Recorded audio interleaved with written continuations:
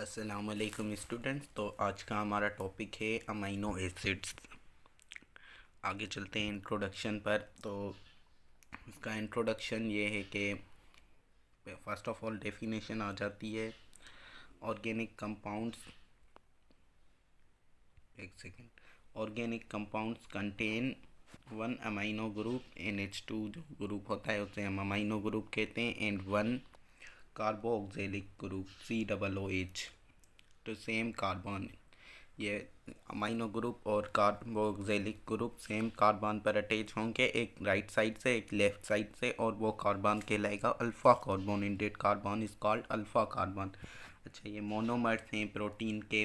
बहुत सारे amino acid से मिलकर प्रोटीन बनती है, और इसलिए अमीनो एसिड्स जो हैं वो मोनोमर्स हैं प्रोटीन के। There are total 170 amino acids. Total 170 amino acids होते हैं, बट जो 25 होते हैं वो ही प्रोटीन फॉर्मेशन में इन्वॉल्व होते हैं, और उनमें से भी बहुत सारी प्रोटीन्स जो होती हैं वो 20 अमीनो एसिड्स की बनी हुई होती हैं। अच्छा, ये आप लोग देख सकते हैं कि ये अमीनो एसिड का स्ट्रक्चर है। इधर से आपका कार्बोक्सिलिक ग्रुप अटैच है COOH, और इस साइड NH2 ग्रुप अटैच है, और इधर से हाइड्रोजन अटैच होगा, और ये जो है वो ये रेडिकल ग्रुप है, R ग्रुप रेडिकल ग्रुप है, जैसे अल्काइल ग्रुप भी कहते हैं। इधर कुछ भी अटैच हो सकता है, इधर हाइड्रोजन भी अटैच हो सकता है, मिथाइल भी अटैच हो सकता है, कुछ भी अटैच हो सकता है। अच्छा, नेक्स्ट आगे चलते हैं स्टूडेंट्स। तो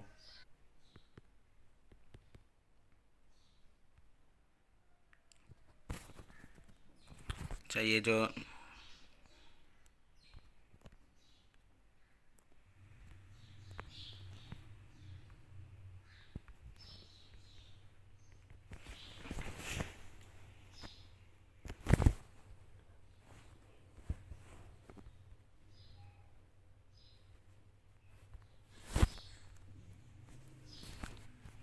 अच्छा, radical group can be variable. जो रेडिकल ग्रुप है ना वो वेरी कर सकता है, मतलब चेंज हो सकता है। जैसे कि मैंने आपको बताया कि यहाँ जो R लगा हुआ था उस पर हाइड्रोजन भी आपकी अटैच हो सकती है, मिथाइल ग्रुप भी अटैच हो सकता है, कुछ भी अटैच हो सकता है।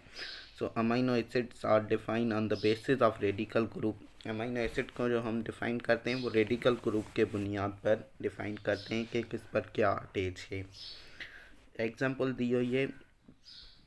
एग्जाम्पल में लिखा गया है कि glycine has hydrogen replace by R group. Glycine, ये ग्लाइसिन का स्ट्रक्चर है, इस पर R की जगह हाइड्रोजन लगी हुई है।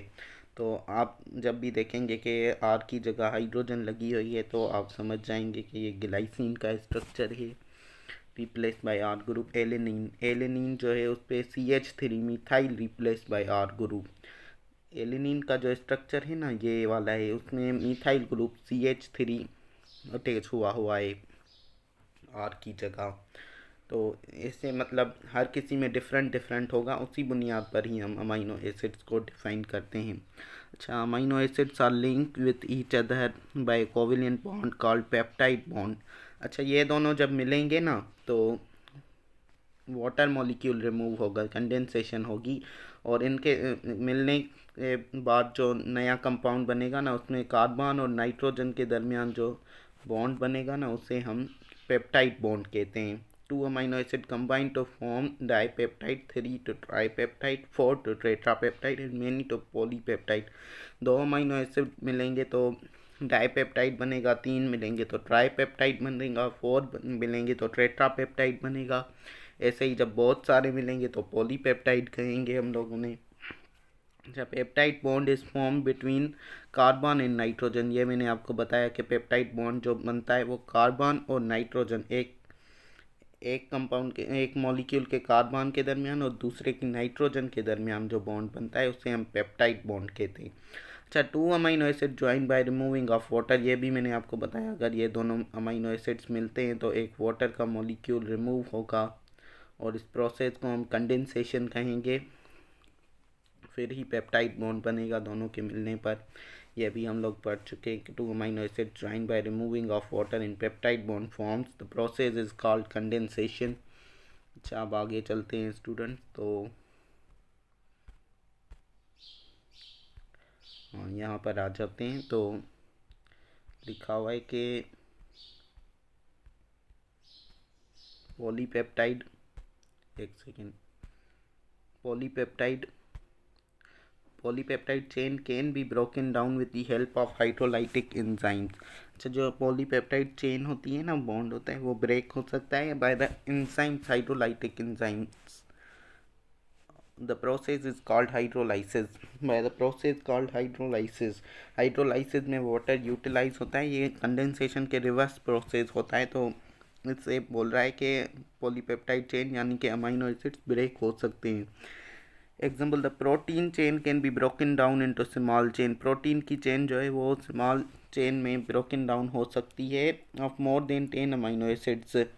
मोर देन मतलब 10 से ज़्यादा अमीनो एसिड्स में, क्योंकि प्रोटीन एक पॉलीमर है तो उसमें कम से कम 10 अमीनो एसिड्स होंगे ज़रूर।